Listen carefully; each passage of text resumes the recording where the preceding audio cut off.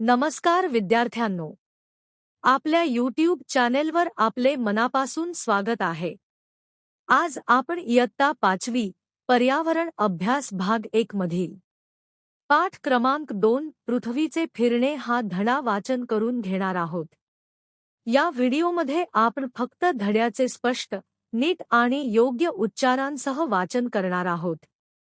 आणि या धड्यातील सर्व मुद्दे व संकल्पना मी पुढील व्हिडिओमध्ये सविस्तरपणे समजावून सांगणार आहे. चला तर मग धड्याच्या वाचनाला सुरुवात करूया. 2. पृथ्वीचे फिरणे. परिवलन करून पहा. एक भोवरा घ्या, तो फिरवून त्याचे निरीक्षण करा.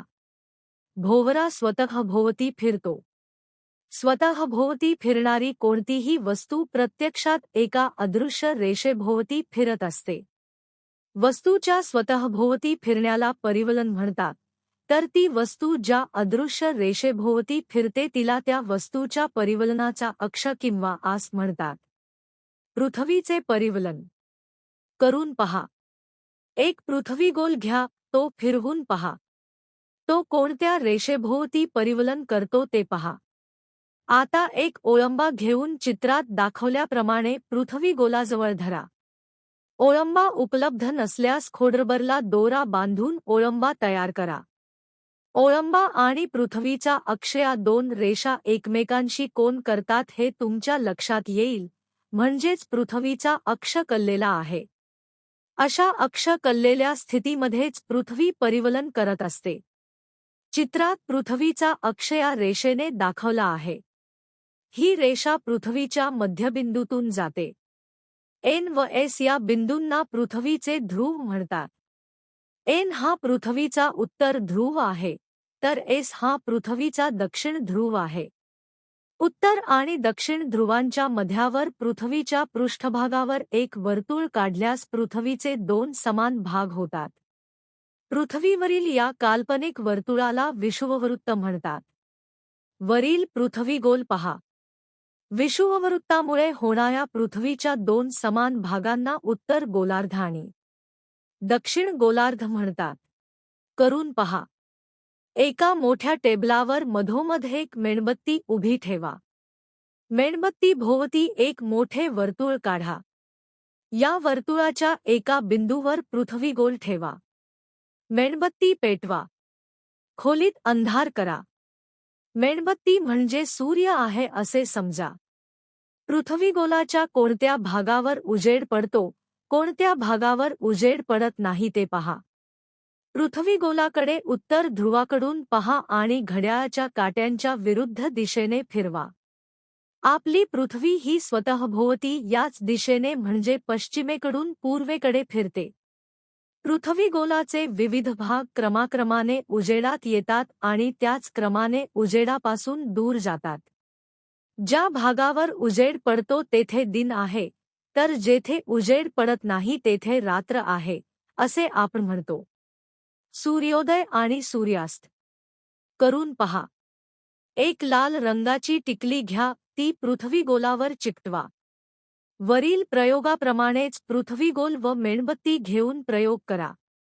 पृथ्वीगोल घड्याळाच्या काट्यांच्या विरुद्ध दिशेनेच फिरवा. लाल टिकलीवर पृथ्वीगोलाच्या कोणत्या स्थितीत सूर्योदय, मध्यान्ह आणि सूर्यास्त होईल याचे निरीक्षण करा. लाल टिकलीवर एकदा सूर्योदय झाल्यानंतर पुन्हा सूर्योदय केव्हा होतो ते पहा. जेव्हा पृथ्वीची स्वतःभोवतीची एक फेरी म्हणजेच एक परिवलन पूर्ण झालेले असते, तेव्हा लाल टिकलीवर पुन्हा सूर्योदय होतो. हे तुमच्या लक्षात येईल. पृथ्वीच्या एका परिवलनाच्या या कालावधीला आपण एक दिवस म्हणतो. एका दिवसाचे एक दिन आणि एक रात्र असे भाग असतात. कालमापनासाठी एका दिवसाच्या कालावधीचे आपण 24 समान भाग करून प्रत्येक भागाला एक तास म्हणतो. वर्ष. करून पहा. पृथ्वीगोल टेबलावरील वर्तुळावरून पुढे सरकवा. असे करताना पृथ्वीचा गोल सतत फिरता ठेवा आणि अक्षाची दिशा बदलणार नाही याची काळजी घ्या. वर्तुळावरून पुढे सरकत शेवटी पृथ्वीगोल पुन्हा सुरुवातीच्या जागी पोहोचेल.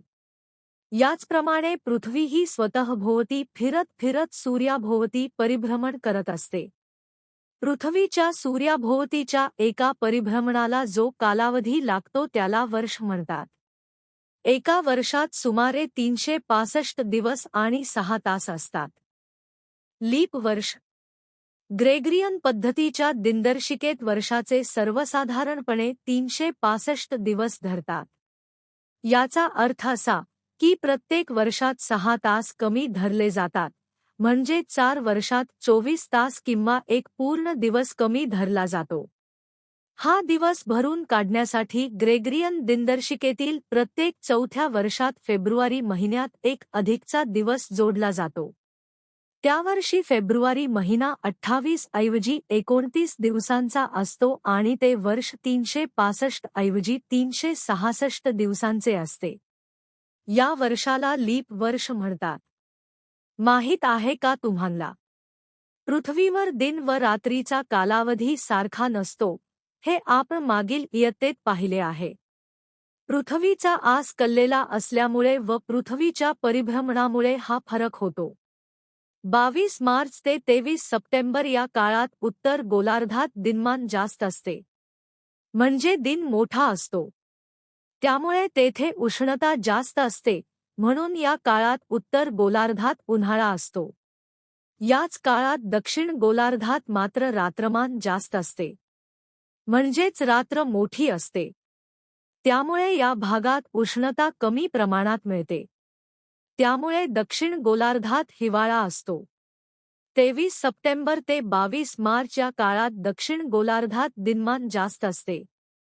त्यामुळे तेथे उष्णता जास्त मिळते. म्हणून या काळात दक्षिण गोलार्धात उन्हाळा असतो. याच काळात उत्तर गोलार्धात मात्र रात्रमान जास्त असते. त्यामुळे या भागात उष्णता कमी प्रमाणात मिळते. परिणामी उत्तर गोलार्धात हिवाळा असतो. वरील तारखांमध्ये लीप वर्षामुळे फरक पडू शकतो. याची नोंद घ्या. भारतात प्रामुख्याने 9 उन्हाळा, पावसाळा व हिवाळा हे मुख्य ऋतू मानतात. तसे आपण वर्षभरात वसंत, ग्रीष्म, वर्षा, शरद, हेमंत, शिशिर असेही ऋतू मानतो. असे 6 ऋतूंचेही चक्र असते. आपल्या देशात ऋतुमानाशी निगडीत सण व उत्सव साजरे केले जातात. तसेच विविध गाणी म्हटली जातात आणि खेळही खेळले जातात. चंद्राच्या कला सांगा पाहू. 1. आपल्याला दिसणाऱ्या चंद्राच्या प्रकाशित भागांना काय म्हणतात? 2. पौर्णिमेला चंद्र कसा दिसतो? अमावास्येला चंद्र कसा दिसतो? पौर्णिमा आणि अमावास्या. चंद्र पृथ्वीभोवती परिभ्रमण करतो आणि पृथ्वी सूर्याभोवती परिभ्रमण करते, परंतु या 2 भ्रमणकक्षा एकमेकांना छेदतात, म्हणून सूर्य, चंद्र आणि पृथ्वी हे एकाच सरळ रेषेत नेहमीच असतात असे नाही. आपल्याला चंद्राच्या पृष्ठभागाचा पृथ्वीकडील अर्धा भाग दिसतो, म्हणजे पृथ्वीवरून आपल्याला चंद्राची नेहमी एकच बाजू दिसते.